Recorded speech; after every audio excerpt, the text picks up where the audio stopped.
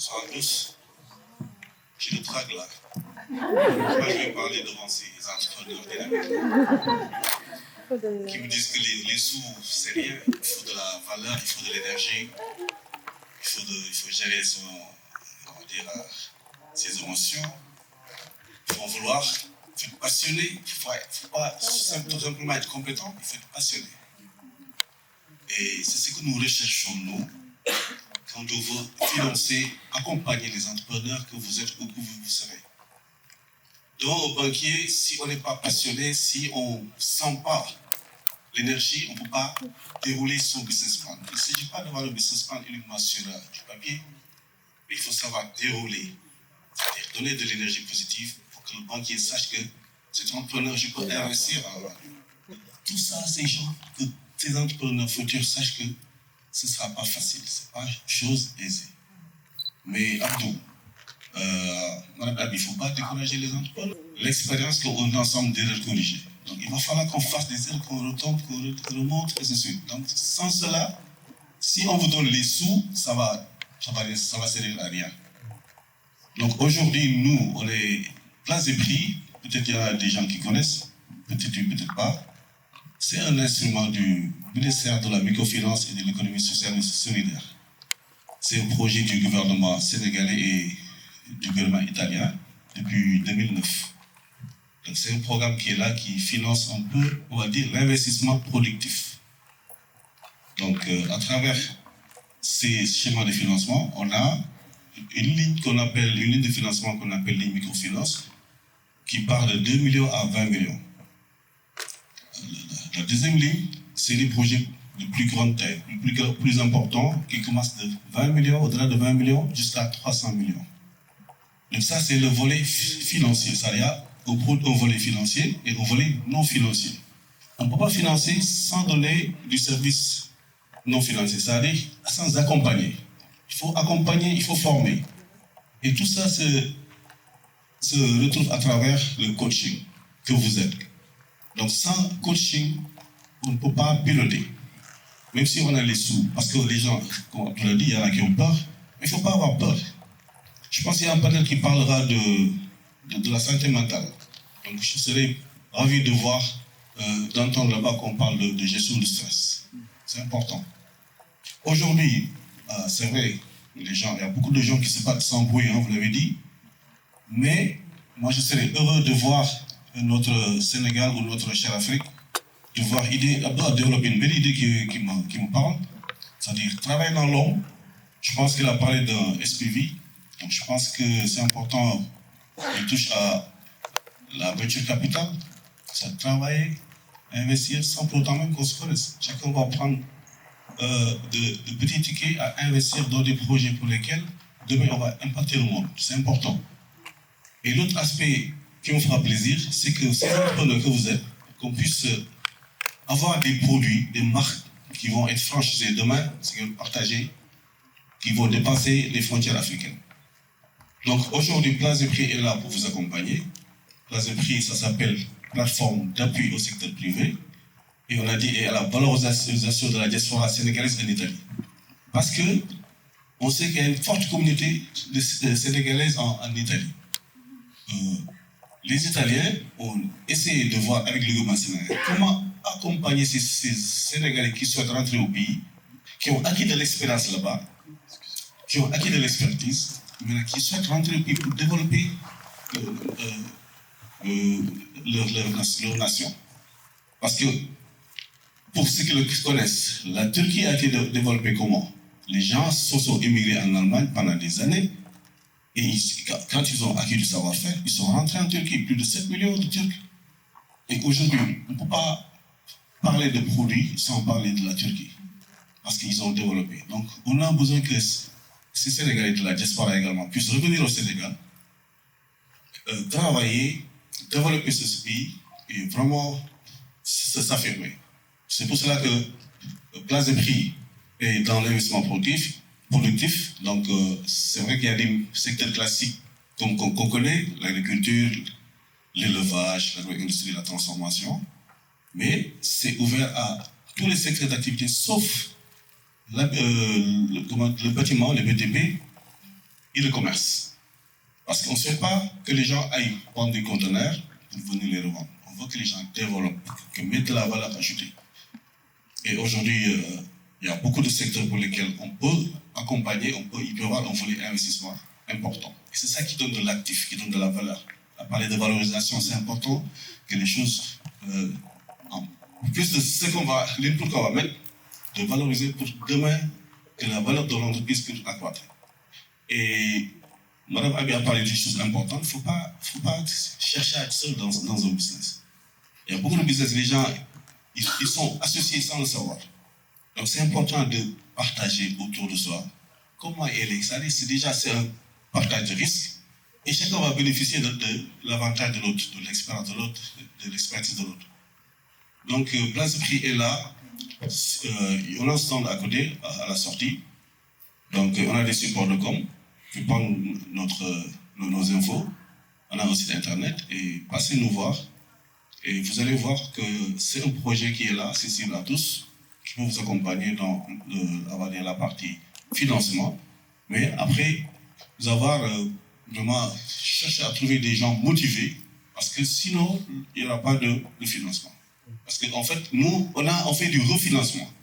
C'est quoi un refinancement? On travaille avec des intermédiaires financiers qui sont des banques ou des institutions de microfinance.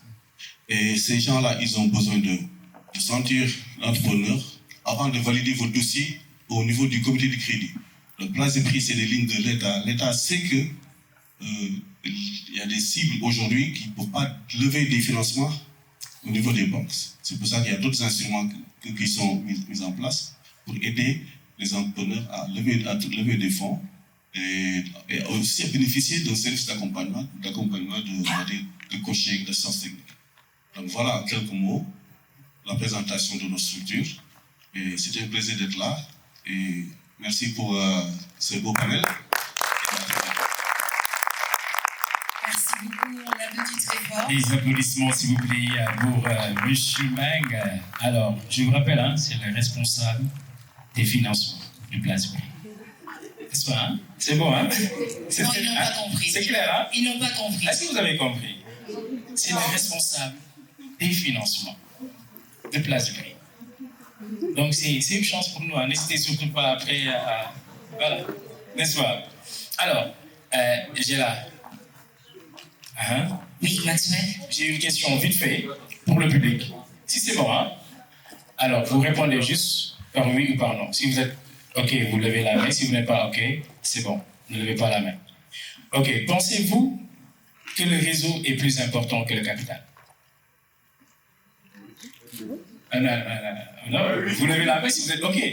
Si vous êtes OK, vous levez la main. Si vous n'êtes pas OK, levez la main. Oui. Est-ce que pensez-vous que le réseau est plus important que le capital? Oui. Ils disent oui. Okay. Et la majeure partie. OK. J'ai là. Alors, pour notre prochain panel, n'est-ce pas, on va parler sur l'orientation et reconversion professionnelle. Merci. L'orientation et reconversion professionnelle. Oui. On va appeler en première Madame Odile Sen. Les applaudissements, s'il vous plaît, pour elle. Pour Madame Marie-Odile Sen, qui est directrice générale de BM Dakar, administrateur des sociétés, ingénierie financière, éducation, enseignement supérieur, coach professionnel, coach certifié en développement personnel. Merci. Merci, les applaudissements. Merci d'être parmi nous ce soir. Ensuite, nous allons enchaîner avec Monsieur Sayo Pierre. Monsieur Pierre Sayo, il est le directeur commercial Retail Chevalier de l'Ordre de Malte, membre du conseil d'administration Vision Fund Sénégal et association sénégalaise de l'Ordre souverain et militaire de Malte. Bienvenue à vous, monsieur. Il sera avec nous Abdou Samoura. Abdou Samoura, que tout à l'heure, monsieur Diarra qui demandait 11 millions tout à l'heure. On va se voir. Est-ce qu'il t'a donné? Parce que tout à l'heure, moi, j'ai besoin de 20 millions. On va se voir tout à l'heure. Non, mais il n'y a pas de souci. Moi j'ai besoin de seulement de 10. Alors, il est le fondateur et CEO et AMO, Information, Sécurité et expert. Donc, bienvenue à vous, Monsieur Samoura. Abdou, bienvenue. Miguel, bon million. Alors, et pour finir, la gardienne, Madame Mariama Faye. Des applaudissements pour Madame Mariama Faye et les coachs certifiés spécialistes en ressources humaines et communication. Bienvenue à vous et à bon panel qui parle de l'orientation professionnelle. Merci à vous. Merci. Prenez place. Vous pouvez vous installer, s'il vous plaît. On y va, les amis. Humaine.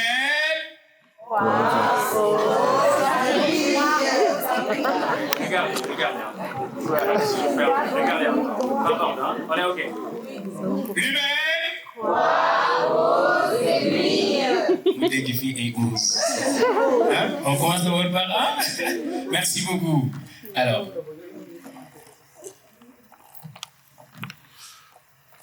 Bonsoir, donc merci à tous. C'est vraiment avec beaucoup de plaisir que j'aurai l'honneur de modérer ce deuxième panel qui a pour thème l'orientation et la reconversion professionnelle. Donc nous sommes en présence de Abdou, Pierre et Marie-Odile. Donc je vais leur laisser le soin de se présenter. Bonsoir à tous. Marie-Odile Sen, je suis la directrice générale de BEM Dakar. J'ai une carrière qui a démarré dans les finances, après un parcours académique en ingénierie financière. J'ai baigné dans la finance de marché pendant presque 25 ans, avant de faire la transition professionnelle.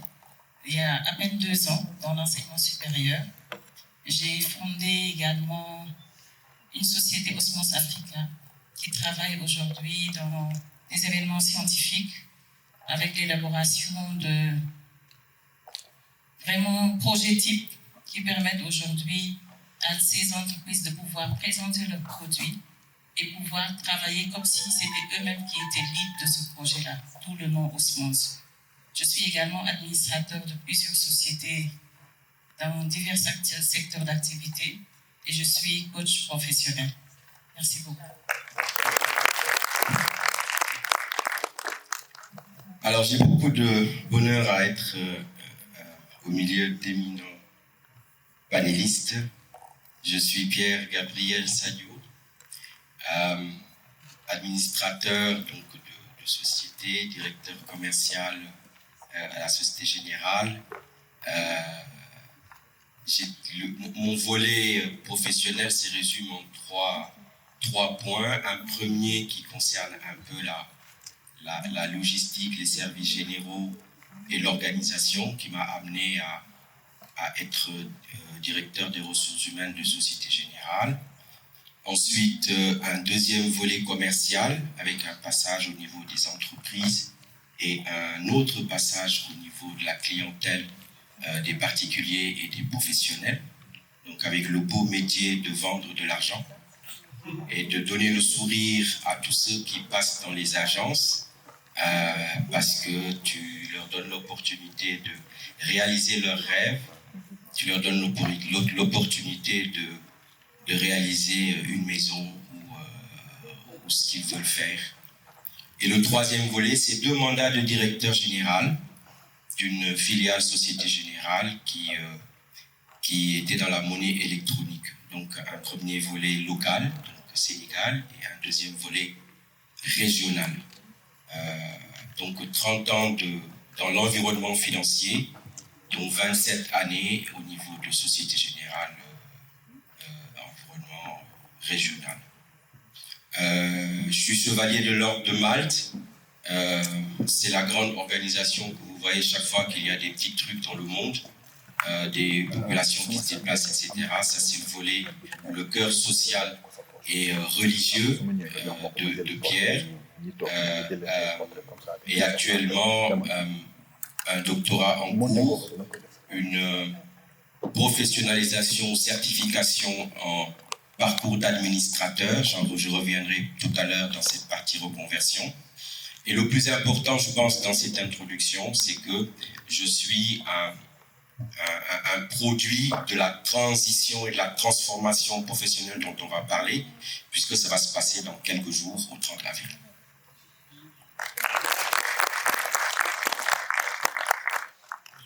Bonjour, je suis Abdou Samra, je suis ingénieur en informatique et administrateur de société. Donc j'ai un parcours, on va dire, un peu atypique parce que j'ai été, on va dire, en étant étudiant, j'ai été entrepreneur en étant étudiant. Ensuite, j'ai été dans le salariat pour ensuite créer des sociétés. Et aujourd'hui, je suis administrateur de société au Sénégal. Et la reconversion, donc c'est des choses que j'ai eu à pratiquer, à faire. Donc Agnès, je l'ai connue pendant un emploi salarié, hein, donc où on a sympathisé. Je me disais tout à l'heure, hein, je vais un peu revenir au premier panel. Donc il faut s'ouvrir, c'est un mouvement parce qu'en fait j'ai eu une petite intelligence de m'entourer de gens qui sont experts dans des domaines. Agnès, en l'occurrence, était experte dans son domaine qui est le marketing. Et du coup, quand j'avais des questions, je me tournais vers elle pour dire Agnès, mais attends, j'ai un problème ici en marketing, qu'est-ce que tu me conseilles à nous conseiller pour que je puisse ensuite faire un saut. En gros, voilà ce qu'il fallait dire en guise de présentation concernant. Merci beaucoup pour ces présentations. Donc, est-ce que vous pourriez nous dire, nous partager quelques anecdotes par rapport à ces changements, justement, ces reconversions que vous avez eu à faire? Qu'est-ce qui les a motivés? Comment vous les avez vécues? Et qu'est-ce qu'elles vous ont apporté, aussi bien sur le plan personnel que professionnel? Merci. Ok, parfait. Bon, en fait, donc déjà, en fait, tout à l'heure, je disais à Abdou, Abdou, je pense que le deuxième panel, on va peut-être faire une prolongation du premier panel. Parce que moi, je suis là, on parle de reconversion, ok? Je suis entrepreneur depuis que je suis étudiant. Donc, qu'est-ce que j'ai eu à faire? Donc, en fait, c'est-à-dire qu'il faut avoir une vision. C'est-à-dire que je me suis toujours vu comme quelqu'un, j'ai toujours voulu gérer ma boîte. Ça me vient de ma maman. Elle a toujours été entreprenante. Hein. Tout le temps, elle avait des choses à faire, donc elle était tout le temps en train de faire son truc. Donc, je pense que le fil entrepreneur me vient d'elle. Donc, du coup, j'ai toujours eu envie de faire des choses. Je me rappelle, en fait, en étant même très petit, avec des amis, on organisait des matinées dansantes. Et j'étais tête de file. C'est moi qui faisais les flyers, c'est moi qui faisais en fait le marketing, etc. Et après, je me rappelle, hein, ça fait très longtemps, on parlait tout à l'heure de résilience. Une fois, je suis parti convaincre en fait le DJ, convaincre des officiers, Metz, à Saint-Louis. Et le soir, on n'avait personne. On n'avait pas de clients. Donc là, déjà, c'était une expérience en fait. Donc dans l'entrepreneuriat. Donc j'ai commencé vraiment très tôt. Et ça, je pense que j'étais au lycée. Okay? Donc après, je ne vais pas dire tout en fait parce qu'on n'a pas assez de temps. Après le bac, donc je suis venu à Dakar. J'étais dans une école informatique et j'ai rencontré mon associé. Et c'est là en fait qu'on a eu l'idée de faire une société. Donc c'était dans la lutte, c'était une plateforme, ça fait longtemps, ça fait maintenant plus de 15 ans, je pense, 16 ans. C'était une plateforme pour la lutte. Donc c'est-à-dire que c'était l'idée d'avoir une plateforme digitalisée avec tous les lutteurs, etc., mettre du contenu, etc. Donc on avait commencé à développer ça. Et en fait, j'étais seul. La société, on l'avait appelée Sam Technologie. Sam Technologie, j'étais seul. Et quand je l'ai rencontré, il est venu me dire, mais il faut qu'on ait créé la société, comment on fait? On a changé le nom. La première société qu'on avait créée s'appelait Dantila. Dantila Technologie. Donc je l'ai co-créé avec un de mes associés et je suis parti en France pour mes études. Comme je vous ai dit, j'ai commencé l'entrepreneuriat en étant étudiant. Je l'ai laissé ici et c'est lui qui s'est occupé de la boîte. Je l'ai raconté tout à l'heure. Quand on avait des marchés, il m'arrivait d'aller bosser, d'aller à l'école et la nuit bosser jusqu'au petit matin. Et ensuite enchaîner à l'école. Parce qu'on avait une vision, donc on n'a jamais laissé tomber. Donc en fait, on a commencé dans une chambre, chez lui, on a pris un appartement, une chambre, on n'avait plus de bureau, un appartement, une villa. Donc voilà, on est passé pour énormément de choses qui nous ont découragés. Hein. Parce qu'en fait, quoi de plus facile d'arrêter quand on a un échec? Quoi? Ok, c'est ça qui fait la différence entre un entrepreneur, on va dire, qui va réussir et un entrepreneur, on va dire, du dimanche. C'est de se dire, attends, j'ai des difficultés. Et ces difficultés-là, en fait, en parlant même de moi, en fait, quand c'est difficile, en fait, je sais pas si c'est être fou ou quoi. Parfois, quand c'est difficile, je me retrouve en train de rigoler dans mon bureau tout seul. Parce que, vous savez pourquoi? Parce que je suis sûr et certain qu'après la difficulté, le problème va se régler. Vous comprenez? Donc du coup, en fait, c'est comme ça qu'on a pu mettre en place cette entreprise-là, en fait, en France. Donc moi, j'étais là-bas en train de, voilà, j'ai été étudiant 2 ans, 3 ans, j'ai fait mon master. Ensuite, j'ai travaillé dans des multinationales là-bas. Donc, je ne voulais pas les citer, hein, donc, mais en fait, c'était dans la télécom, Belgacom, SFR. J'ai travaillé aussi dans un gestionnaire d'actifs, Generali. Et j'ai aussi, en fait, avant de venir au Sénégal, j'ai été à France Télévisions, où j'ai travaillé, en fait, aussi là-bas. Donc, du coup, en fait, c'est là, en fait, quand j'ai voulu rentrer au Sénégal, ça, en fait, les peurs vont venir. Ah, c'est une situation, pourquoi vous allez au Sénégal, il y a des problèmes, etc. Mais j'étais sûr que je voulais rentrer. Le jour où j'ai quitté le Sénégal pour aller apprendre à l'extérieur, je savais que j'allais rentrer. Je ne me suis jamais dit, attends, je reste en France. Pourquoi on avait une belle, on va dire, j'avais une belle situation. Hein. Donc voilà, en fait, donc, du coup, j'avais les trois qui nous voyaient, qui disaient, c'est eux qui prennent nos boulots. Parce qu'on avait une certaine situation, donc on était bien, on s'en sortait. Mais quand je disais que je rentrais au Sénégal, déjà les potes, il est fou, lui, il rentre au Sénégal, t'as vu, etc. Donc les collègues qui étaient des Français, ils disent, attends, d'où tu rentres, t'es sûr que tu vas au Sénégal? Je dis, oui. Mais en fait, je ne savais pas ce que j'allais retrouver ici. Mais tout ce que je savais, c'est que j'avais quelque chose en tête, je voulais faire quelque chose. Maintenant, en fait, tout à l'heure, on en a parlé. La cause de l'échec, donc, on a une liste, mais je vais juste vous en citer une. Il y a une, c'est la peur. Et vous savez qu'est-ce que la peur fait? Elle vous tétanise, vous ne bougez pas. Et quand vous ne bougez pas, il n'y a rien qui va se passer. Vous avez tous en fait une bouteille d'eau à côté. Vous voulez boire? Ne faites rien, vous allez boire. Il faut faire une action. Et la peur vous tétanise, vous ne bougez pas. Et quand elle vous tétanise, en fait, ça ne sert absolument à rien en fait. Au moins, vous aurez essayé. Vous bougez, vous faites une action, vous aurez essayé. Donc c'est tout le temps comme ça. En fait, quand j'ai vendu ma voiture, je me dis, il faut d'abord, oui, je rentre. J'arrive au Sénégal. Bon, après, comme j'ai dit tout à l'heure, il y a toujours la main de Dieu quelque part. C'est pour ça qu'on n'est jamais, on ne peut jamais contrôler tout. Il y a toujours quelque chose qui va venir. Vous ne vous y attendez pas. En disant que je rentrais au Sénégal, j'ai vu une opportunité. Oui, qui était uniquement mon poste en cybersécurité pour une société dans la finance. Et je suis rentré. J'ai fait là-bas 1 an, 2 ans, mais je savais que j'allais partir. 2 ans après, je suis parti. Donc c'était donc il y avait 2 étapes. La première étape, c'est de quitter la France avec son emploi pour dire que tu rentres. Parce que quand je voulais rentrer, j'avais rien. Je voulais rentrer, m'occuper de la boîte qu'on avait créée quand on était étudiant. Qui avait des marchés, etc. Ben, c'était pas très sûr. Mes parents, des amis étaient fous, etc. Je voulais rentrer. J'avais déjà pris ma décision de rentrer. L'opportunité, je pense que c'était un accélérateur. C'est comme si, quand vous êtes sûr de ce que vous faites, il y a quelque chose qui vient vous pousser, vient vous faciliter. En fait, vous connaissez la loi de l'attraction. Pour certains ce que tu penses, quand tu penses en fait positivement. Donc, le fait de penser positivement, en fait, va vous attirer des ondes positives, avec des gens positifs qui vont venir vous entourer. Mais quand vous vous dites, ah non, ça ne va pas marcher, tout ça, ça ne marchera pas, parce que vous êtes en train d'attirer des ondes négatives vers vous. Donc moi, juste le fait, je suis en fait un exemple, hein, juste le fait d'avoir dit, je vais rentrer au Sénégal pour aller m'occuper de ma boîte, sans rien, j'ai eu une opportunité. Et je saute dessus.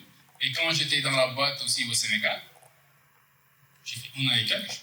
Moi, je m'appelle Abdou aussi, hein, tu sais, on a beaucoup parlé. Donc voilà, les Abdou, Donc voilà. Hein. Donc, merci pour ce partage. De toute façon, on aura l'occasion de revenir dessus sur votre parcours. Donc, je vais demander à Pierre, qui a été DRH et DG, etc. Donc, lui, quel message il aurait pour ces jeunes dans la salle par rapport à l'orientation? Parce qu'on sait qu'au Sénégal, beaucoup de jeunes atteignent le bac sans avoir eu vraiment des perspectives de carrière. Donc, ils n'ont pas forcément beaucoup d'orientation pour faire les bons choix. Donc, quel message vous pourriez donner? Et ensuite, Marie-Odile, qui forme elle aussi dans une grande école de commerce de la place, aussi des jeunes, et qui est coach aussi, pourrait aussi nous dire, par rapport à l'orientation, quels conseils pratiques vous pouvez donner à ces jeunes? Très bien. Alors, la première chose, c'est en étant DRH, pour arriver à une position de DRH dans un grand groupe comme Société Générale, il faut avoir été excellent. Ce n'est pas un vain mot, cher petit frère étudiant. Ce n'est pas aussi un manque d'humilité. C'est que personne ne doit reprendre votre job que vous avez servi derrière vous. Personne ne doit corriger la petite virgule qui a après le complément de nom dans votre phrase. Je veux dire, quand on a fait notre passage à l'école primaire, secondaire, qu'on est passé après en université ou chez Marie-Odile, on a une structuration de notre esprit. Ensuite, il faut y mettre de la matière. 9 fois sur 10, vous embrassez une filière, mais l'opportunité vous amène autre part. Je parle des gens qui veulent être salariés. L'entrepreneuriat, j'y reviendrai tout à l'heure. Et vous rencontrez, en fait, le défi d'être monofilière. Moi, j'ai choisi d'embrasser plusieurs métiers. En étant diplômé supérieur d'organisation, je monte à un master sur, c'était à l'époque la chose qui était en grande fleur, management de la qualité. Avant ça, j'avais fait déjà une certification en comptabilité finance, mais je n'ai rien fait de tout ça. Je suis passé en banque. Parce que l'opportunité m'a amené en banque.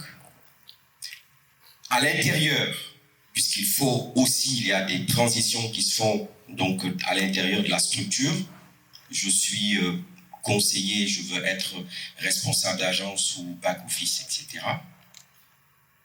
Il faut savoir maintenir cette qualité que des hommes et des femmes devant vous en amphithéâtre vous ont donné pour vous dire voici comment est-ce qu'il faut présenter un dossier. Vous avez, ou nous avons, pour ceux qui ont fait un BBA, un master, etc., eu la chance de recevoir les tips qui nous permettent de présenter notre thèse. Il y a un cours où on vous dit, voilà, ce qu'il faut, contexte, etc., jusqu'au référencement, etc. C'est typiquement, si vous l'avez mis dans les tiroirs, c'est typiquement ce qui va vous rattraper. En tant que DRH, ce qui m'intéressait dans mon recrutement, c'était pas d'avoir le meilleur IT. C'était pas d'avoir le meilleur commercial, le meilleur technicien en vente. Ce qui m'intéressait, c'était d'avoir des hommes et des femmes qui étaient intellectuellement structurés. Parce qu'ils ne vont pas faire 20 ans sur un métier. À un moment donné, il va bien falloir faire une mobilité. Et c'est là où on parle de transition. Elle fait peur. Ça, si personne ne vous le dit, personne ne vous a rien dit. Le fait de dire en interne, je quitte la fonction marketing pour aller embrasser la fonction finance, vous dites, bon, comment je vais faire? La première chose, c'est d'inventorier ce que vous savez faire. Big feuille. Parce que ça, vous l'amenez avec vous. Vous êtes manager. Vous savez gérer des équipes. Vous avez la relation client, parce que vous avez été en commercial. vous savez gérer des dossiers, vous êtes excellent en technique de communication. Ça, vous l'amenez avec vous. Et quand vous irez aux finances, vous allez l'adapter à la fonction finance. Quand vous irez aux fonctions de contrôle, d'audit, vous allez l'adapter à la fonction d'audit. En termes d'anecdotes, ce n'est pas les mobilités qui m'ont le plus marqué. Parce que j'avais fait le choix en études supérieures déjà d'avoir ce qu'on appelle un portefeuille de rôle. Je touche à la finance, je l'ai dit tout à l'heure, je touche à la comptabilité, je fais le management de qualité, j'avais un peu brossé les RH, j'ai fait du management de la qualité, etc. C'était pas ça, c'était de passer d'une fonction structurante, directeur de quelque chose, d'une ligne où tu as 476 personnes à driver avec une vision, une façon de faire, une façon de se comporter, lead by example, à une direction générale sur un produit que vous ne connaissez pas. En banque, tout ce que l'on fait du front au bac, vous le savez à peu près si vous avez été diplômé de banque. Vous le savez à peu près parce que vous avez des procédures. Mais là où on te fait quitter la banque pour t'amener à la monnaie électronique, où c'est un autre régime, un autre modèle, je peux vous avouer que j'ai eu peur. Malgré toute mon expérience pour arriver jusqu'à la fonction de directeur commercial, j'avais eu peur. J'ai appliqué ce que je viens de vous dire, j'ai répertorié ce que je savais faire. En répertoriant ce que vous savez faire, vous l'amenez avec vous. D'abord, pour lancer un produit. Moi, je n'ai jamais appris à lancer un produit. Oui, en théorie. Mais quand tu arrives, tu as déjà tout posé. Ensuite, pour conduire de façon régionale 8 pays.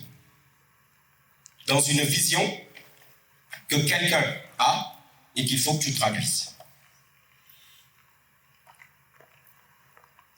Tu te demandes qu'est-ce que je vais bien pouvoir apporter ici. Et c'est là que naît la peur. La peur de l'échec. La confiance n'est pas l'absence de doute. La confiance n'est pas l'absence de doute. Le doute est le tremplin qui te permet d'aller chercher la confiance. Une dernière chose. Au-delà de cette confiance, il y a de la foi. Nous avons, Africains, j'allais dire, mais Sénégalais, un gros patrimoine. C'est que peu ou prou nous sommes croyants. Cette dose de foi et cette dose de croyance est le fondement principal de la confiance que tu peux avoir, que tu ne seras jamais seul dans ce que tu es en train de cuisiner. Pour amener des gens à l'objectif, voire dépasser l'objectif qui t'a été assigné en tant que directeur général. Dernier maillon de l'exécutif. Personne ne dira un mot après toi. Tout ce que tu diras conduira 473 personnes sur un chemin. Ce que tu dis, si tu l'as mal dit, tu passes à côté. Et tout le monde passe à côté. Une grosse responsabilité. Mais retenons sur cette partie de transition qu'il faut que tu inventories ce que tu sais faire. Ne pose pas ton regard sur ce que tu perds ou ce que tu ne sais pas faire, mais sur ce que tu sais faire. Parce que ça, pour le coup, tu l'amènes avec toi là où tu vas t'asseoir. Je reviendrai là-dessus sur Est-ce que vous pourriez déjà nous partager votre vision du leadership et surtout nous parler en fait de ce que vous mettez en place par rapport à l'orientation, par rapport à la résilience, par rapport à l'adaptabilité des jeunes que vous formez? Merci beaucoup. Et dans tout ce que Pierre a dit, je dis oui, oui, oui. Parce que c'est très, très important dans le cadre de l'évolution professionnelle de s'appuyer sur ces leviers. Et ces leviers, c'est surtout quels sont nos points forts. Moi, je ne parle même pas de points faibles. Je préfère dire axes d'amélioration. Et tant qu'on avance dans la vie, on a ces axes d'amélioration. Pour démarrer par les jeunes, toute cette semaine, j'ai organisé des journées d'orientation basées sur les métiers. J'ai fait venir beaucoup de lycéens, première, terminale, toute une journée à BEM, pour connaître les métiers, faire venir les alumni, faire venir des professionnels qui leur parlent de ce qu'ils ont fait comme formation, comment ils ont trouvé leur premier stage, comment ils ont su s'installer, comment ils ont fait évoluer leur carrière. Et je n'ai pas pris des professionnels qui ont plus de 5 ans de carrière ou qui se rendent compte qu'ils sont à la porte de ce qui va leur arriver très bientôt. Et ça a été vraiment des moments exceptionnels pour ces jeunes, qui pour la plupart nous arrivent sans même pour autant savoir ce qu'ils doivent faire. Les formations sont dictées par le papa, la maman, l'oncle, la tante. Parfois, ça coïncide. Souvent, c'est à la 2e année que l'enfant se dit « c'est pas pour moi ». On le pousse pour avoir son bachelor, après il se réoriente. Donc c'est important d'avoir cette connaissance. J'ai fait travailler les équipes digitales sur une plateforme qui permet aux jeunes en 5 minutes de savoir justement ce point de leadership en faisait partie. Avec plusieurs questions que l'enfant commence déjà à comprendre où est-ce qu'il se situe dans son comportement. Est-ce qu'il est timide? Est-ce qu'il est plutôt celui qui est devant ses amis? Est-ce qu'il est celui qui prend la parole en premier? Et qu'il puisse, à travers toute une liste de questions, arriver à une conclusion, quel est son trait de caractère? Parce que ça joue beaucoup dans la carrière. Moi, dans mon parcours, et c'est bien que Pierre l'ait rappelé, quand on parle de transition professionnelle, souvent les jeunes regardent comment je quitte cette boîte pour aller vers l'autre boîte, sans pour autant regarder ce qu'il y a à faire là où ils sont. Quand j'ai démarré au niveau de l'ingénierie financière au sein de CGF Bourse, j'ai fait l'ingénierie financière, j'ai démarré en tant qu'analyste. Très vite, j'ai fait le tour. Je suis passée au trading. Un trading que je n'avais pas fait de manière opérationnelle durant mes études. J'ai pris le poste. J'ai fait le trading. Je suis passée à la direction de tout le marché secondaire. Je chapeautais les traders, les analystes pour animer toute la partie secondaire liée à la bourse. Par la suite, j'ai pris la direction de l'ingénierie, puis le marché des capitaux qui coiffe les deux. Et tout ça s'est passé en 5 ans.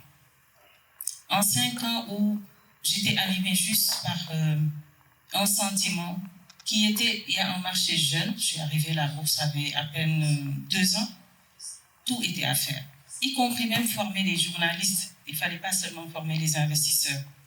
Et le fait d'avoir eu l'audace d'accepter toutes ces positions m'ont permis très vite, je pense que c'est à la 7e année, le mariage est passé par là, la maternité est passée par là, et je suis revenue de congé de maternité avec une grosse réunion qui m'attendait. Le fondateur avait pris la décision, mûrie durant mon absence, qui avait duré 4 mois, parce qu'à la fin de mes congés, je devais assister mon fils qui avait quelques difficultés. Et que je suis arrivée, grosse réunion, conclusion, vous prenez la direction générale. C'est pas évident. C'est pour ça que quand tu parles de peur, oui, il y a des moments où on progresse et en un moment on se dit, waouh, la peur commence à s'installer. Je suis allée trop vite, est-ce que je ne dois pas ralentir? Donc on s'est posé, la discussion, ses arguments, mes arguments, et au final, un consensus, je suis DGA, vous restez PDG. Le temps de faire une transition qui me permettra, moi, d'apprendre un point essentiel qui est la gouvernance. À ce moment, je n'étais pas encore dans le conseil d'administration. Et cette transition est nécessaire. Par moment, vous pouvez avoir cochez toutes les cases. Et vous vous rendez compte qu'il y a une case essentielle, sans qui, si vous ne partez pas avec, vous risquez de vous louper. Comme vous pouvez cocher toutes les cases et vous rendre compte que vous êtes apte à aller de l'avant. Et je ne regretterai jamais cette décision-là. D'autres auraient dit, mais tiens, je rentre à la maison, je dis, je suis DG, c'est fini. Cette réunion n'était connue que de lui, de moi et de la personne qui s'occupait des ressources humaines. Parce que j'ai refusé la proposition. On a déroulé très très bien en binôme parce que j'avais pris l'engagement en prenant la casquette de DGA au bout de 7 ans, j'acceptais d'endosser toutes les responsabilités de DG. Pas sur le papier, mais fonctionnel. Et j'ai déroulé ainsi. Il a levé le pied et j'ai tout assumé. Jusqu'à ce qu'on aille à la position de direction générale que j'ai assurée pendant une 15aine d'années. Et on en vient à la transition. Donc cette transition, et c'est bien de rappeler la foi, parce que je pense qu'il y a des choses, quand ça se déroule dans la vie, on a l'impression qu'on y est pour grand-chose. Non, les choses nous sont préparées. Aujourd'hui, je dirige BEM Dakar, qui est une université privée, mais 5 ans auparavant, je travaille pour l'Ordre de Malte. J'ai accepté, sur la demande de l'archevêque, de rejoindre le conseil d'administration de l'UCAO pendant 5 ans. Un job gratuit. J'étais dans le conseil d'administration en tant qu'administrateur. J'ai piloté la stratégie. J'ai travaillé sur les textes réglementaires. J'ai accompagné la mise en place de la direction générale. Travaillé sur tous les éléments pendant 5 ans, 2019 à 2024. Et quand j'ai pris la décision de quitter CGF pour aller vers d'autres horizons, le premier schéma, c'était Osmos Africa, que j'ai créé, qui a démarré, qui fonctionne très très bien. Le point de rejoindre BEM, ce n'est pas un schéma où on se dit, je quitte ici, je vais rejoindre un autre secteur. Ça ne s'est pas passé comme ça. C'est une rencontre avec le fondateur qui a expliqué qu'il a fait 3 appels à candidature qui n'ont pas donné réellement le profil qu'il recherchait parce qu'il cherchait un profil de manager qui a des aptitudes financières. Et le schéma était tel que je ne pouvais qu'accepter parce que j'étais déjà séduite par ce caractère humain qui est l'enseignement. La petite histoire, mon papa a été enseignant, donc c'est quelque chose qui m'a parlé très vite. Donc j'ai rejoint, mais en ayant déjà connaissance de tout ce qui régit l'enseignement supérieur. Pendant 5 ans, j'ai baigné dedans de manière bénévole, sans me rendre compte que c'était mon point de chute qui m'attendrait. Donc aujourd'hui, c'est un travail que je fais avec beaucoup de plaisir. Dans mes activités de coaching aussi, je me suis positionnée plus dans mes activités de mon ancienne vie pour le coaching de la transmission. Et ça, c'est important. J'invite tous les entrepreneurs à réfléchir sur ça. Abdou, tu me regardes, il faut réfléchir à ça. Quand on fonde quelque chose, on s'attend à ce que ça soit pérenne, que ça nous survive. C'est de son vivant qu'on pose les actes. Pour que quel que soit ce qui arrivera, on espère que ça soit vraiment le plus tard possible, mais qu'on mette les bases pour la pérennité de la société. En accompagnant beaucoup d'entreprises, petites, moyennes, des États hauts, c'est un sujet qui a été un sujet principal. La difficulté de la transmission de l'opérationnel, transmission des idées. Juste accepter que j'ai fondé la société, mais je dois souffrir que cette société puisse fonctionner sans moi. C'est un état d'esprit. Il faut accompagner, il faut aider. Et j'ai porté mon coaching sur ça. Aujourd'hui, je fais mon doctorat et mon sujet porte aussi sur la transmission. Parce que c'est un point qui est hyper sensible, on n'en parle pas. Tout à l'heure, Abdou a parlé de la solitude de ces entrepreneurs. Oui, dans ces moments de coaching, vous ne pouvez même pas savoir tout ce qui ressort. Et ce sont des choses qu'ils vivent tout seuls. Et ce sont des sessions vraiment que j'apprécie particulièrement. Parce qu'on voit par la suite l'impact que ça donne. Sur aussi la démarche d'accompagnement des jeunes, aujourd'hui, Tout le monde c'est au bureau, mais mercredi après-midi, je les consacre aux étudiants. Pas les étudiants qui sont... Oui, pas les étudiants qui sont à l'aise, mais ceux qui sont en difficulté, qui ont besoin d'être écoutés, qui ont besoin d'être compris et qui ont besoin d'être accompagnés. Donc, je fais appel vraiment à toutes les personnes qui sont dans cette salle d'avoir cette générosité du mentoring. Donnez ce que vous avez reçu. Si vous êtes quelque part, c'est qu'un jour, il y a des personnes qui vous ont éclairé la route, éclairé la route des autres aussi.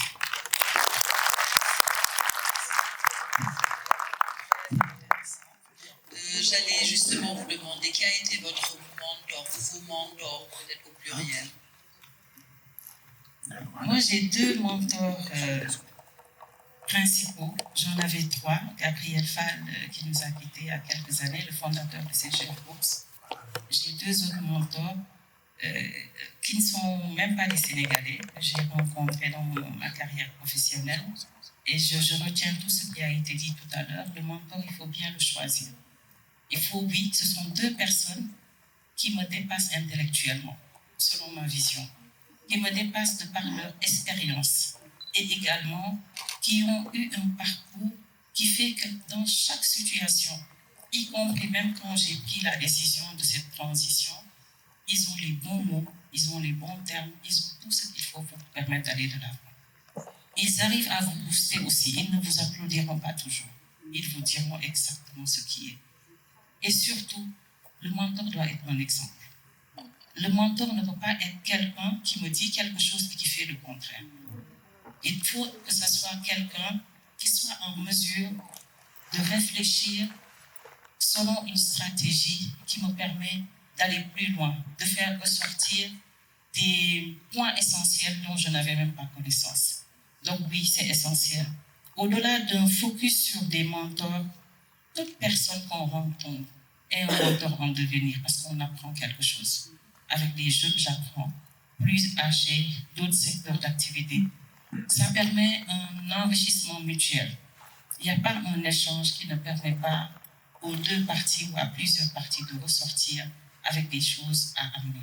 Donc, beaucoup de mentors autour de nous, mais un focus avec des mentors qu'on appelle quand on doit prendre des décisions. Merci beaucoup. Donc, nous allons revenir à Abdou, après une carrière très riche en France. Tu as pris le pari en fait de rentrer au Sénégal. Est-ce que ça a été difficile de te réadapter? Est-ce que tu as eu quand même des difficultés? Ou est-ce que ça s'est très bien passé, que c'était vraiment comme une lettre à la poste? Difficile ou facile, en fait, ça dépend en fait de la personne. Ça. Mais c'est sûr que ça n'a pas été, on va dire, facile. C'est sûr. Enfin, je m'y attendais. Hein. Je ne me disais pas que tout allait être rose. Au Sénégal, bon, déjà, en fait, tu arrives au Sénégal, on a une autre mentalité. Je me rappelle que... Tu peux nous préciser un peu? Ça fait combien de temps maintenant? Je pense que ça fait peut-être 10 ans, c'est 8 ans, 10 ans maintenant. 8 ans, c'est ça, 8 ans. Donc en fait, je me rappelle, je vais raconter quelque chose, hein. Je me rappelle un jour, j'ai quitté le bureau. Je suis parti chez moi. J'ai fait mes affaires et j'allais partir à l'aéroport pour retourner en France. Ma question n'est pas anonyme parce que je connais beaucoup de gens qui sont rentrés et qui sont repartis. Ok, parce que quoi? Parce que la mentalité n'est pas pareille. En fait, on en a parlé tout à l'heure, mais c'est hyper important. C'est hyper important. L'humilité. C'est hyper important. C'est-à-dire que je suis arrivé au Sénégal, bon, en fait, comme problème que j'ai eu en fait en quittant en fait un pays occidental et venant au Sénégal pour travailler. C'est-à-dire qu'à chaque fois que tu pars, les gens vont se dire, mais attends, le mec il pense qu'il est plus fort que nous, quoi. Mais c'est pas ça en fait. C'est-à-dire qu'en fait, on n'a pas cette capacité. Cette capacité, j'allais en venir tout à l'heure, à écouter et à apprendre. Même si en fait, j'ai eu une expérience en fait, dans mes expériences, en fait, on en parle tout à l'heure de mentor. J'avais dans notre équipe, parce qu'on était un groupe d'ingénieurs, hein, donc on a des horizons, hein, des Marocains, des Français, voilà. On était dans un groupe d'ingénieurs.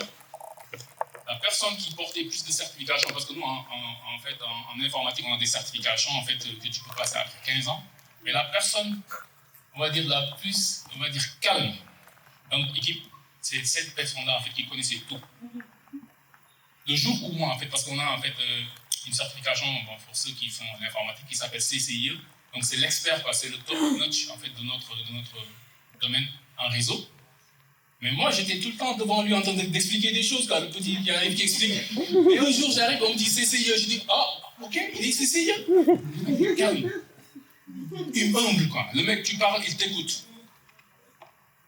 Il t'écoute, quoi. Mais en fait, c'est ça, en fait, que j'ai eu comme véritable quelque chose qui me marque toujours, hein, même jusqu'à maintenant, les Sénégalais, en fait, on est tous Sénégalais, hein. Mais cette façon-là, d'écouter une personne, en fait, tu vas forcément apprendre quelque chose. Okay? Donc, du coup, en fait, c'est ça, en fait, que j'ai eu, en fait, comme véritable difficulté quand je suis arrivé. Donc, voilà, j'ai failli prendre mes affaires et retourner en France, et peut-être que je ne serais pas là aujourd'hui en train de vous parler. Mais, en fait, je me suis posé, après j'ai réfléchi, je me suis dit, attends, est-ce que c'est ce que je veux? Je lui ai dit, non, c'est pas ce que je veux. Donc, du coup, je suis resté. Et je me suis battu. Je suis parti, j'ai essayé de, voilà, tant bien que mal, d'en parler avec des gens, voilà, me poser, essayer de négocier, on va dire ça comme ça, et jusqu'à, en fait, voilà, rester. Mais c'était pas facile, parce que, voilà, il y a beaucoup de choses, en fait, c'est carrément différent. Quand on va pas se dire, je suis là, je suis en Europe, je sais pas, je suis aux États-Unis, je sais pas, je travaille dans un autre pays, je rentre au Sénégal, ça va être la même chose. Déjà, tu divises ton salaire par 3, et la vie au Sénégal, même si ça ne paraît pas, est beaucoup plus chère parfois, hein. Donc, tu arrives là, la vie au Sénégal, c'est-à-dire que tu prends un appartement, ça, c'est beaucoup plus cher. Et puis tu divises ton salaire et tu arrives, tu vas au bureau, il y a un petit, en fait, ou bien il y a quelqu'un qui vient, voilà, t'amener des trucs. Donc tu as toujours des gens, tu as toujours des collègues qui vont tout faire pour te faire sortir. Donc voilà, c'est ce genre de choses-là. Donc, dernière chose, hein, avant de prendre la parole, c'est-à-dire que j'ai le temps? Ok. Donc j'avais même programmé en fait, de mettre en fait. C'est-à-dire qu'en fait, on parle de mentorat, mais en fait, il y a quelque chose. La seule chose qu'on puisse en fait nous-mêmes en fait gérer, ou bien où on est sûr de pouvoir en fait faire ce qu'on en veut, c'est notre esprit. L'esprit en fait est capital. C'est-à-dire qu'aujourd'hui, je suis là, donc j'ai dit tout à l'heure qu'il faut écouter, mais il faut savoir à qui ouvrir son esprit. Je ne sais pas si je me fais comprendre. Écouter et ouvrir son esprit. C'est deux choses différentes. Donc, je me pose, tu me parles, je ne sais pas, moi, j'ai dit, je vais changer de travail. Ça m'est arrivé, hein, en quittant le boulot que j'avais trouvé au Sénégal, chez Baobab, Microquet, pour me dire, je vais aller me consacrer à mon entreprise. Et tout le monde me disait non. Mais en fait, c'est tes parents en premier. Fou, Abdou, mais non, fais pas ça, toi, est-ce que tu auras, tu n'attends pas un peu, est-ce que tu es sûr? Non, mais en fait, il faut être têtu. Carré, comme tout à l'heure, quelqu'un l'a dit tout à l'heure, carré et têtu. Donc, en fait, vous imaginez, je me dis, ah, c'est mon papa qui me parle.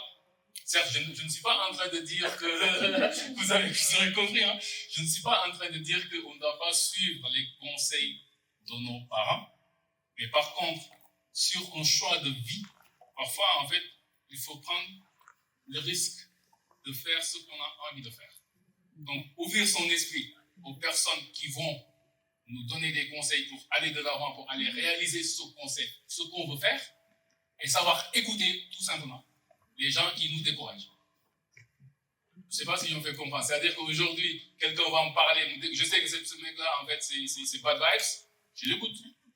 Mais mon esprit est bien fermé et c'est très difficile de fermer son esprit parce que quand on écoute une personne, elle va transmettre des choses qui vont en fait, il y a même une diction en Wolof qui dit que en fait, quand on te dit un truc, je sais même plus comment on dit en Wolof, mais en tout cas, quand quelqu'un te dit quelque chose, même si tu n'y crois pas, ça te fait un effet. Il y a un effet sur toi. Donc c'est la même chose. Donc maintenant, faire la différence entre deux choses. À qui je dois ouvrir mon esprit? Le mentor, c'est pour ça qu'on a dit tout à l'heure, il faut bien le choisir. Parce que le mentor, on lui ouvre son esprit. Il parle, on prend. Maintenant, quelqu'un, Abdou, qui vient vouloir te dire non, mais tu sais, mais est-ce que tu ne fais pas attention? Mais Annie, ce que tu fais là, est-ce que c'est sûr? Tu sais, là, le mec, il est là, et qui va te donner plein de choses négatives. tu l'écoutes, mais en ayant l'esprit fermé. Est-ce que tu aimes ce que tu fais et que tu ne te sens pas travailler? Est-ce que tu fais ce que tu fais par passion? Bon, on est sur le panel. Tu es comme Hélène Daba, tu aimes l'argent. C'est le nerf de la guerre. Hein. C'est le nerf de la guerre. Il faut payer des factures. Hein. Il faut payer des factures, il faut payer des salaires.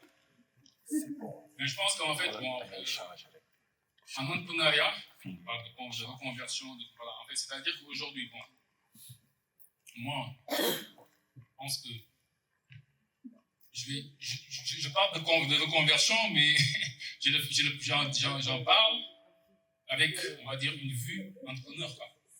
Ouais, un peu. Je sais pas le mec en fait qui va dire j'étais dans le marketing, je vais en finance. Moi, je suis salarié, je vais être entrepreneur. C'est comme ça que je vois la reconversion. C'est pour cela que peut-être que en fait c'est un peu différent en fait notre façon, parce que moi j'ai toujours connu que l'informatique et j'ai toujours été que dans l'informatique. Donc je pense pas que je vais dire que je vais changer de l'informatique pour aller, même si aujourd'hui je fais du management, il y a de leadership, mais il y a d'autres choses que je suis en train d'apprendre pour pouvoir consolider en fait mon expérience.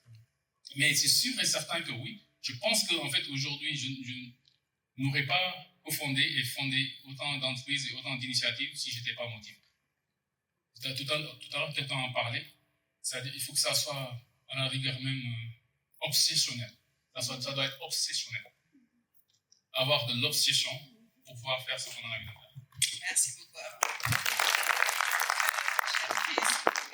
Chacun d'entre vous donne peut-être trois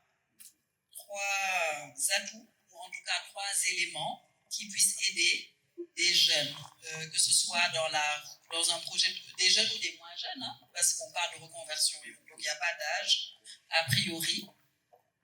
Donc, est-ce que vous pouvez donner juste 3 éléments qui vous paraissent fondamentaux pour réussir une orientation et ou une reconversion professionnelle? 3 éléments, s'il vous plaît, très rapidement. Alors, avant les 3 éléments, il y a un prérequis. C'est de porter le choix de franchir la porte. Et de ne pas te laisser pousser à la porte. C'est différent. Si tu portes le choix de dire je franchis la porte, de quitter une position de salarié pour être entrepreneur, ou une position X dans une entreprise pour une autre position, ou une position plus élevée, même si la matière n'est pas connue, il faut que ce soit un choix. Et c'est comme ça que tu peux minimiser, sans complètement l'éteindre, la peur qui peut t'animer d'être dans une zone d'inconfort. Je l'ai dit tout à l'heure, et je le répète, les 3 que moi je préconiserais, de par mon expérience, c'est 1, inventorier les actifs invisibles. Compétences, qualité, dons, charisme. L'inventorier. Ça, au-delà des matières, vous l'amenez avec vous. Et ça fait partie de votre patrimoine. La deuxième chose, si vous avez été homme, femme expérimenté, vous avez fait 10, 5, 10, 15, 20 ans, valorisez votre expérience par une certification. Parce que là où vous allez, là où vous irez, ou en tout cas qui vous en demande compte, vous pourriez lui présenter une certification. Et c'est pour ça que des hommes et des femmes d'expérience font après des doctorats, des MBA, etc., etc. La 3e chose, pour moi, je vais sortir un verbe. Je l'avais dit lors d'une séance avec de coaching, même si je ne suis pas coach, de coaching avec mes collaborateurs. Oser. Analyser. Regarder. Tripatouiller. Disséquer. Le verbe oser. À tous les temps et sous toutes les formes. Ce verbe a le pouvoir de vous donner de l'énergie positive. J'ai dit bien pouvoir. Vous aurez passé un cap une fois dans le registre que je viens de dire, vous le ferez 10 fois.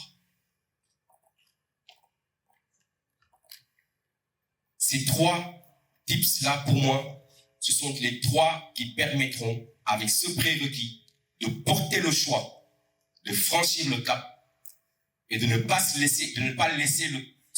subir le fait de devoir faire une mobilité ou une transition professionnelle est un élément extrêmement important. Merci bien.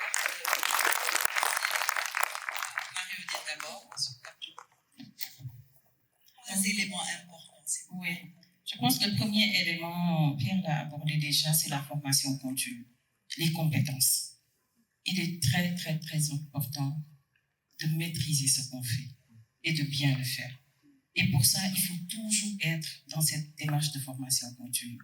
Quel que soit son secteur d'activité, quelles que soient ses connaissances, les textes évoluent, l'environnement évolue.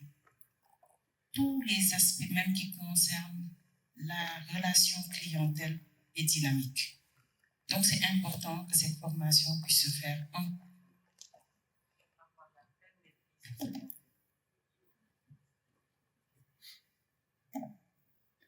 L'autre aspect important, c'est surtout mettre une croix sur ce qu'on appelle peur. On peut l'appeler peur, on peut l'appeler timidité, réserve, tout ce qu'on veut. Zone de confort. Zone de confort. Tous ces aspects-là, il faut faire très, très attention. Mon premier mentor rappelle, il nous arrivait, je prépare un dossier. On doit aller présenter pour faire des levées de fonds pour un État. Je termine tout. C'est en salle d'attente.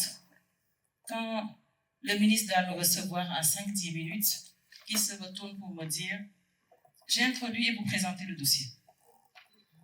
Et peut-être j'ai eu la chance de n'avoir pas eu dans ma tête cette voix qui me dit « Mais tu ne peux pas. Tu l'as écrit, mais tu ne peux pas. » Donc je disais toujours « Ok, sans souci. »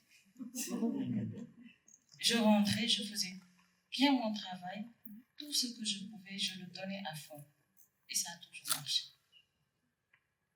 Une conférence de plusieurs centaines de personnes, je ne sais pas s'il le faisait exprès ou pas, la veille, j'ai une contrainte. Vous y allez. Cette peur, cette voix ne s'est jamais réveillée dans ma tête. Je pars, je fais. Et je pense que ça, c'est une chose essentielle. Cette audace. Et surtout, cette maîtrise de ce que vous devez faire et ce que vous devez dire. Si vous en avez la maîtrise, la peur ne viendra pas. La peur s'installe quand vous faites des choses à peu près. Pierre a dit tout à l'heure, ne soyez jamais parmi ceux qu'on retoque pour des coquilles, pour des documents à refaire. Non. Faites les dossiers comme si vous en étiez le directeur général et assumez toute la responsabilité de ce que vous donnez en regardant et en faisant tout dans les grandes lignes. Le troisième point, c'est d'être à l'écoute. Et pour écouter, il faut être humble. Avoir cette dimension qui intègre l'humilité. L'humilité vous apprendra énormément dans la vie. À écouter les autres, à déceler dans vos équipes des personnes qui ne parlent pas et qui détiennent toutes les solutions, à donner de la place à l'autre parce que vous voulez que cet autre sorte tout son potentiel et surtout à créer des synergies qui font que, tout à l'heure on l'a dit à l'introduction, que 1 + 1 donne 3. Et ça, pour l'avoir, il faut être humble. Et c'est cette humilité qui fera de vous un leader. On pense que le leadership, c'est celui qui dicte les choses, les gens suivent bêtement. Non. C'est celui qui sait faire travailler les autres. C'est celui qui amène les autres à déceler ce qu'eux-mêmes, ils ne pensent pas être leur potentiel. C'est celui qui fait grandir les gens. C'est celui qui amène les gens à travailler ensemble. Et c'est celui qui décèle même les zones de conflit et qui les traite sans pour autant qu'ils ne fassent un bruit. Soyez des leaders et soyez audacieux. Tu partages avec nous les 3 éléments qui sont fondamentaux pour bien réussir une transition professionnelle.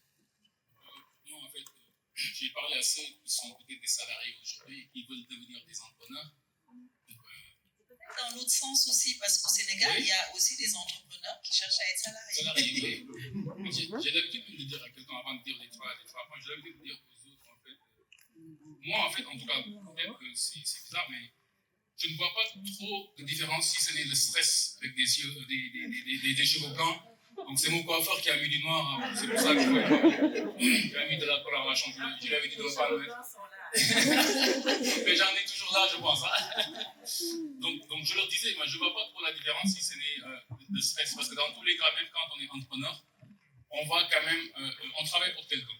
On a des clients, on va travailler pour lui. Donc si on est en entreprise aussi, on travaille pour quelqu'un. Donc, mais après, c'est ton choix. Donc, ton choix de dire, attends, moi j'ai envie de mettre sur mon LinkedIn CEO comme PDG. Donc ça dépend. Hein? Donc pour ceux-là, en fait, qui veulent se lancer, pour moi, en fait, déjà, en fait, la base, c'est d'avoir une idée. Il faut avoir une idée. Vous avez une idée qui est claire dans votre tête. Deux, il ne faut pas, en fait, il n'y a pas de bon moment.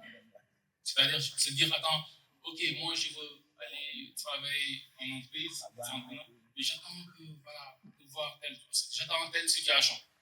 En fait, vous n'allez jamais passer, en fait, vous n'allez jamais rien faire. C'est ce que je disais tout à l'heure. Il n'y a pas de bon moment. Le bon moment, c'est tout de suite. Vous sortez de la salle, vous commencez. Et commencez toujours avec ce que vous avez là. Ne vous dites pas, attends, non, il me faut avoir un capital de X pour pouvoir, etc. Donc, il y a, je pense que je vais citer Sarkozy, il avait dit une fois, hein, je pense, il disait que c'est le capital, en fait, c'est important, mais en fait, disait, en tout cas, je vais juste le résumer, je ne connais pas exactement, je ne me rappelle pas de la phrase, mais c'est avec la tête qu'on va générer du capital. Je taquinais tout à l'heure les copanélistes pour dire, mais attends, il y a un organisme ici qui finance, mais je vous donne 1 milliard tout de suite, je ne sais pas à quel temps ici, je vous donne 1 milliard. Est-ce que vous savez dépenser 1 milliard? Qu'est-ce que vous allez en faire? Donc, il ne faut pas être focus sur juste de l'argent. C'est d'abord une idée. J'ai une idée. Je vais répondre à un besoin parce qu'il y a un problème. Je vais aller régler le problème avec ma solution. OK? Et ensuite, on scale. Donc, j'ai fait un petit, ça marche. Maintenant, je vais agrandir. Donc, voilà, en gros, avoir une idée. Deux, il n'y a pas de bon moment. Et je vais reprendre Mélodie. Apprendre. Toujours apprendre. On ne doit jamais s'arrêter d'apprendre. Jamais. Moi, en tout cas, bon, pour donner un tips, moi, sur mon téléphone, j'ai Audible. C'est des livres que j'écoute quand je suis dans ma voiture. Au lieu d'écouter de la musique, j'écoute des livres. J'ai Kindle. Donc, j'ai toute ma bibliothèque de livres dans mon téléphone. Donc, je lis. Donc, c'est-à-dire que c'est les choses là, en fait, sur lesquelles il faut être très focus. Donc, avoir une idée, se dire qu'il n'y a jamais de bon moment. Le bon moment, c'est tout de suite. Et 3, apprendre et ne jamais s'arrêter d'apprendre. Merci. Des questions qui étaient qu'est-ce qu'il faut mettre en place et avec quoi il faut démarrer. Donc, tu as dit qu'il ne faut pas attendre. Parce que la personne demandait dans le chat quelle est la première action non négociable à faire dans les 30 jours si on veut se reconvertir aujourd'hui. Donc, ta réponse, c'est quoi? Repose la question. Si quelqu'un veut se reconvertir aujourd'hui, quelle est la première action non négociable à faire dans les 30 jours? Partir? C'est-à-dire aller faire ce qu'on vous avez envie de faire. Ça, déjà, c'est la première chose à faire. C'est ce que je disais tout à l'heure, le prérequis, c'est d'accepter de franchir la porte. Oser. Il y a une autre question. Le physique peut-il avoir un impact sur l'entrepreneuriat? Est-ce que votre physique vous a servi? Servi. En fait, ça, pour moi, en fait, c'est des règles de vie et c'est des règles de leadership. C'est-à-dire qu'aujourd'hui, il est beaucoup plus agréable de regarder quelque chose de joli que de regarder quelque chose de moche. Donc, le physique, c'est-à-dire que vous devez avoir un personal branding. Être soigné, oui. Bien s'habiller, oui. Sentir bon, ça, c'est des choses. Bon, après, peut-être que c'est mes allèles, ou bien c'est mes origines. C'est Saint-Lugien, hein? On me taquine tout le temps, on me dit, ouais, comment on appelle ça? Hein? Ok, c'est ça. Je vois quelqu'un dans la salle là, qui m'a dit ça fait pas longtemps. Quoi. Je dis, mais attends, c'est pas ça, j'étais là pour l'expliquer. Je pense que oui, le fait il faut savoir, il faut pouvoir respirer. Moi, en fait, il y a des personnes ici, en fait, quand je les vois, il faut que ça inspire. C'est-à-dire que quand tu vois un entrepreneur, il faut que ça t'inspire quelque chose, que tu aies envie d'être comme lui. On va passer à une autre question. Regarde le micro. Je pense que la question précédente renvoie plus à la posture qu'au physique. Je pense que la personne voulait parler de posture, certainement. Oui, je pense que c'est la posture. Posture ou physique? Moi, en tout cas, j'ai pas de physique. Donc, il y a une autre question. Je vous laisse libre de choisir qui souhaite y répondre. Donc, quel conseil donner à un jeune au chômage qui veut se reconvertir et se concentrer sur sa petite entreprise avec zéro financement?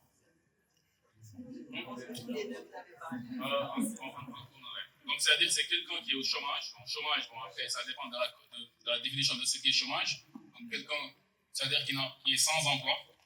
Au Sénégal, il n'y a pas de filet. Lorsqu'on est au chômage, on n'a pas de ressources. Donc, je pense que c'est ce qu'il veut dire. Sans emploi, oui. C'est un sans emploi et qui veut se lancer. Zéro financement. Zéro financement, zéro capital. Maintenant, aujourd'hui, c'est-à-dire que là, en fait, mais il a un capital. Là. Le capital, ce sera en fait la marketplace. C'est de pouvoir, en fait, aujourd'hui, je dis n'importe quoi. En fait, imaginez, je donne un exemple. Je vais être concret, quoi. Je ne veux pas être là pour être trop, on va dire, aérien. Je vais être terre à terre. C'est-à-dire qu'aujourd'hui, j'ai rien, je suis chez moi. Peut-être que j'ai la télé, ou bien j'ai une moto, je dis n'importe quoi. Mais qu'est-ce que je peux donner? Parce qu'il y a deux choses qu'on peut faire en entreprise. Soit on vend des choses qui sont physiques, et on vend du service. Maintenant, je suis sans emploi, je suis à la maison. Qu'est-ce que je sais faire? On avait fait tout à l'heure, en fait, la liste de ce que je sais faire. Qu'est-ce que je sais faire? Là, en fait, maintenant, en fait, est-ce qu'il y a un problème qui m'entoure? Je regarde les problèmes qui m'entourent. Parce qu'en fait, les produits, pour être entrepreneur, il faut d'abord identifier des problèmes. Il faut d'abord identifier un problème. On ne vient pas avec un produit pour le fit au marché. Donc, c'est une problématique, une solution. C'est ça. D'accord. On passe à une dernière question ici, en ligne. Donc, c'est comment doit-on se comporter quand on vous traite de fou parce que vous avez choisi d'être dans l'agriculture au village après une licence 3? Juste pour toute place. Je disais, grattez-vous la tête et passez. Non, je pense qu'il faut beaucoup encourager l'auto-emploi, surtout l'agriculture. Nous avons des programmes en agro-industrie, agro-business, et je vois des jeunes très motivés qui démarrent leur projet dès la première année, qui sont très passionnés et qui finissent très très vite à être des entrepreneurs rentables. Donc l'agriculture est un domaine vraiment sur lequel nos jeunes doivent être portés. Ça ne doit plus être le métier ingrat. Ça doit être un métier noble, un métier qu'on adopte aujourd'hui avec tout ce qu'il y a de moderne et qui permet aujourd'hui de gagner sa vie mieux que ceux qui sont dans les bureaux climatisés. Donc l'agriculture, l'élevage, l'artisanat, c'est vraiment des métiers sur lesquels nos jeunes doivent s'orienter énormément dans l'entrepreneuriat parce qu'il y a à faire et vous serez très à l'aise au profit du temps. Si j'avais été le directeur qui fait des financements, j'aurais imaginé quelque chose qui tournerait autour de soft skills liés à l'agriculture. Et j'aurais poussé toute une jeunesse, toute une génération à y entrer d'une manière ou d'une autre. On a beaucoup de mécanismes. Moi, j'ai vu beaucoup de dossiers de crédit liés à de l'agriculture, agro, tout ce qu'on veut. Mais je pense qu'il y a effectivement une niche, aussi bien pour les jeunes entrepreneurs que d'ailleurs pour le Sénégal, à créer un pôle qui s'occuperait de financer ou de pousser des jeunes pour faire de l'agriculture. De 1 minute, s'il vous Non, plaît. 30 secondes. Ensuite, on va pouvoir donner la parole à la salle. Si vous avez des questions, c'est le En moment. 30 secondes, je vais en parler parce que je suis aussi dans l'agriculture. C'est-à-dire qu'en fait, aujourd'hui, l'idée, je le disais tout à l'heure, je pense qu'on est là aussi pour transmettre. Okay? On est là pour transmettre pour que les gens puissent aussi apprendre. Hein, parce que tout le monde, chaque personne ici, quand elle va partir, il faut qu'elle parte avec quelque chose. Il ne faut pas aller croire. Hier, je le disais tout à l'heure, j'en parlais à quelqu'un tout à l'heure, hier, j'ai regardé les réseaux sociaux, il y a quelqu'un qui m'a montré en fait un champ de papaye et qui dit, OK, un champ de papaye d'1 hectare, vous avez 80 millions. Il faut arrêter de croire à ces genres de choses-là. Ça fait 4 ans que je fais des papayes. je n'ai pas atteint. Et j'ai 3 ou 4 hectares. Ok? Donc ça, c'est des vraies expériences que je vous dis. C'est pas en fait un truc de TikTok. Quand je vois ce genre de choses-là, moi, je le vis, quoi. Je dis, mais attends, mais la personne est dans un champ en train d'expliquer, quoi. Donc, c'est-à-dire qu'aujourd'hui, cette agriculture-là, ok, c'est porteur. Des 30 secondes. Non. C'est très élastique.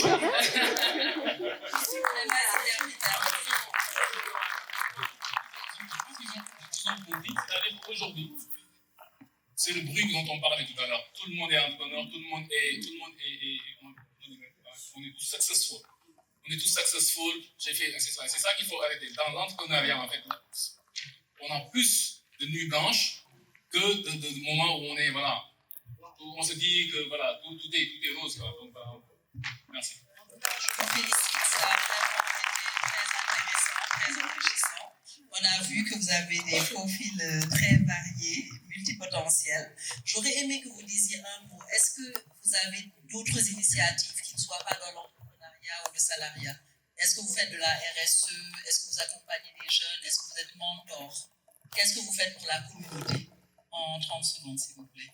Moi, j'accompagne les femmes. Donc, j'ai mis en place un cercle dont Agnès en fait partie d'ailleurs et Mamabi. Et nous avons décidé ensemble, après des parcours de plusieurs dizaines d'années, de pouvoir réfléchir comment on peut accompagner l'autre femme. Il y a des problématiques, on n'a rien contre les uns. Il y a des problématiques qui nous sont propres et qui amènent aujourd'hui beaucoup de nos sœurs à abandonner leur carrière, qui les amènent aujourd'hui à considérer que leur vie est le reflet de la vie de quelqu'un d'autre, qui n'ont plus de place dans cette société, qui se taisent, qui taisent leurs difficultés, qui taisent tous les compromis qu'elles font au quotidien.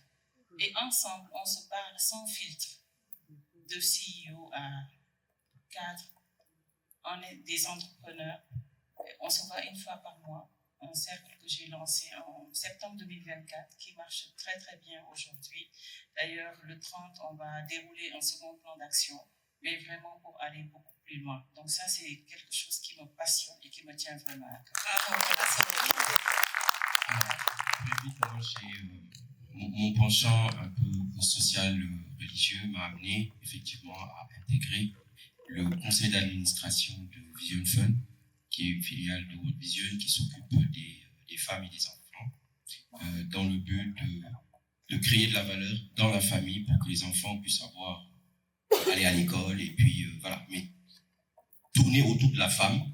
Et l'idée là, c'était de mettre ce que j'avais acquis en termes de connaissances, de formation, etc., au service donc et de façon bénévole d'ailleurs, au service de cette communauté-là, susceptible de toucher les plus démunis. Et mon engagement à l'Ordre de Malte fait écho également à ce. Bravo et merci. Encore 30 secondes. J'oublie un de nos membres aussi, Rama. Je n'ai pas posé mes yeux sur toi. Donc, c'est un cercle qui se nomme Level et vraiment, on est très fiers de ce qu'on fait. Félicitations.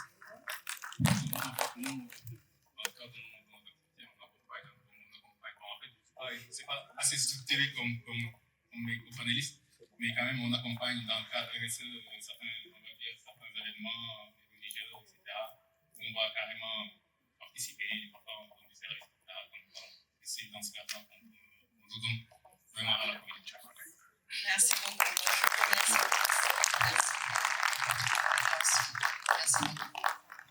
Est-ce qu'on peut les applaudir encore?